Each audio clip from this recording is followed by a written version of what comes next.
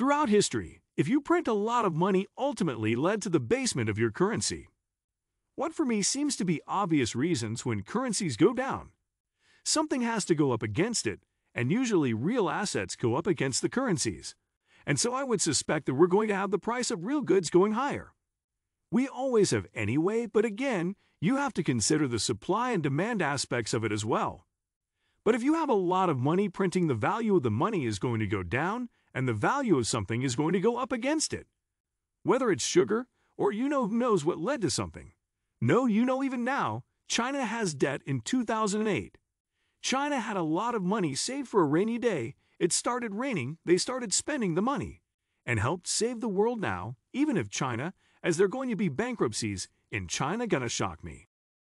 And I just told you it's coming, it's already happening, so the next bear market is going to be a nightmare.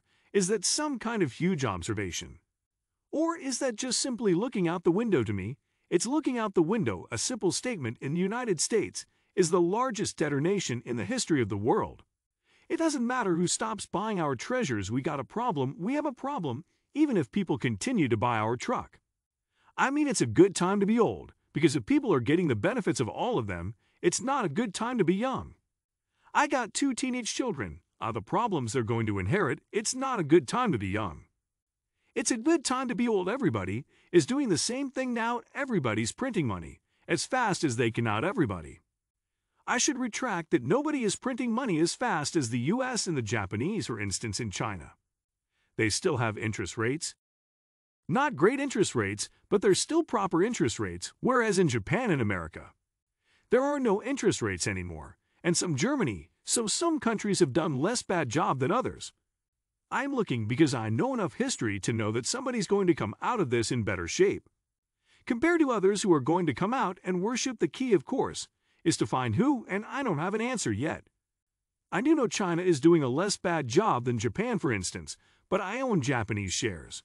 Because they're printing money every day, and buying ETFs, the Bank of Japan has more money than I do. If they're buying ETFs, I'm buying Japanese ETFs. Come on, whenever there's a problem, people look for a theory. Mr. Marx had a great theory, and a lot of people tried it for a long time. Nobody wants to be obnoxious anymore.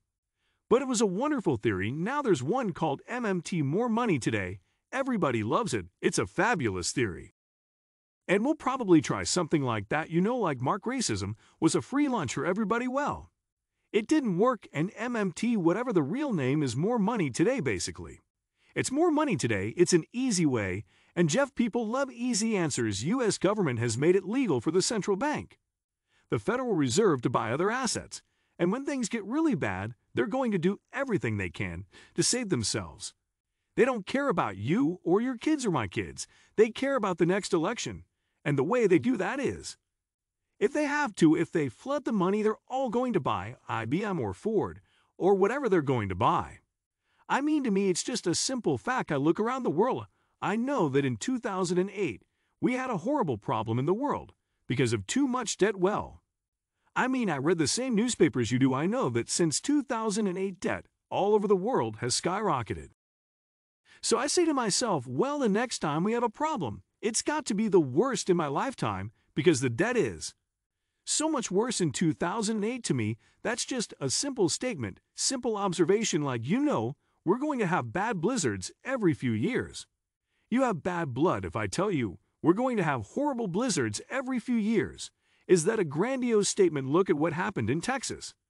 You know what happens, and when I say the next bear market is going to be the worst in my lifetime, I know what happened in 2008, I know what's happened, since how can it not be? To me, that's just a simple observation. There's a saying in the commodity business, and it should be in all businesses, that the cure for high prices is high prices. Because high prices cut demand and bring in supply, and that's what happened at the other part of the saying. The cure for low prices is low prices. If prices are low for a long time, people buy more and stop producing. So I mean, these cycles have been going on for hundreds of years, certainly, and probably thousands. And that's going to continue, right? Have been going up. We had a high price of oil, and the declining reserves of oil. Known reserves were declining everywhere. Still, our new technology came along, and for a while, if you could spell fracking, people would give you money. And a bubble developed, and of course, We all realized the way we got to make money these guys got to pay their debts for the fracking bubble popped and burst as all bubbles do Frankies. I don't know 70 or 80% from its all-time high oils, down over 50% from its all-time high. So commodity is the only asset class as a class that I see that's still cheap. And I know the fundamentals are changing. More people in America study public relations and study agriculture now. Obviously, if the world changes, you have to change with the world. I mean, that's pretty straightforward. Energy is still the most important commodity, at least. If you ask me as I go, I live in Singapore far, and everybody here, still driving and taking the bus to work, etc., still has electricity, and nearly all energy comes from oil and natural gas. That may be changing. It seems to be changing, but even if you look at things like electric cars, which seem to be coming, first of all, you got to produce the electricity, which got to be made from something. Maybe it's sun power, maybe it's solar power, a wind power, but electric cars, for instance, use 5 times as much copper as regular cars. So yeah, the demand for oil may go down, but the demand for copper is going to go up, and lead and lithium and other things. I just wanted to say one thing quickly. I have not sold anything this year, and I have not sold anything short. I don't think this has ended yet. There are very few central bankers in the world who know what they were doing. India had one of the best a few years ago. He's gone now, but there have not been very many smart central bankers ever anywhere in history. So please don't believe they know what they're doing. They have been printing a lot of money all over the world. They have been buying assets all over the world and throughout history that has led to inflation now. They keep telling us there will not be inflation, or they will be not very long. They just don't know. What they're doing is going to be more inflation. It's here, and things like silver and gold have always been a way to protect yourself from inflation. I don't think that the exuberance is over yet. All of these guys continue to print money. And what will happen when things get bad? When the markets go down for a while, they will panic, and they will print more money. And it's not good for the world, but they don't care about you and me. They care about their jobs. So when things start getting solved or going down, they will print more money. And we'll have a big rally that will probably be the last rally. That will probably be when I sell, but who knows? It's always led to an asset bubble throughout history. Why is that trouble? Because when things get wildly overpriced, a lot of new people come pouring into markets. Inexperienced people, they get excited and exuberant.